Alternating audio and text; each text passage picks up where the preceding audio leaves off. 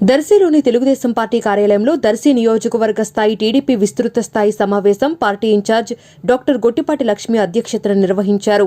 ఈ సమావేశంలో టీడీపీ యువ నాయకులు డాక్టర్ కడియాల లలిత్ సాగర్, నియోజకవర్గ పరిశీలకులు గంజాం రాఘవేంద్ర, మాజీ MLA Narapusetti Paparao, AMC chairman దారం నాగవేణి సుబ్బారావు, మున్సిపల్ చైర్మన్ నారపుశెట్టి పిచ్చయ్యతో పాటు పార్టీ నాయకులు, కార్యకర్తలు పాల్గొన్నారు.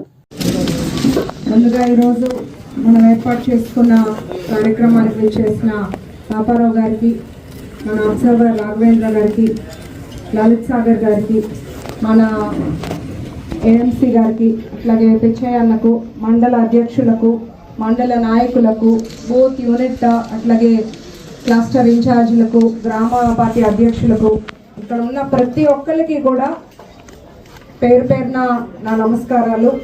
తెలిసిన విషయమే, తెలుగుదేశం పార్టీ అంటేనే ఒక స్పష్టమైన ప్రణాళికతో ప్రతి కార్యకర్తకి, ప్రతి నాయకుడికి, ప్రతి కమిటీకి వాళ్ళకి తగిన ప్రాధాన్యత ఇస్తూ ఏర్పడిన పార్టీ.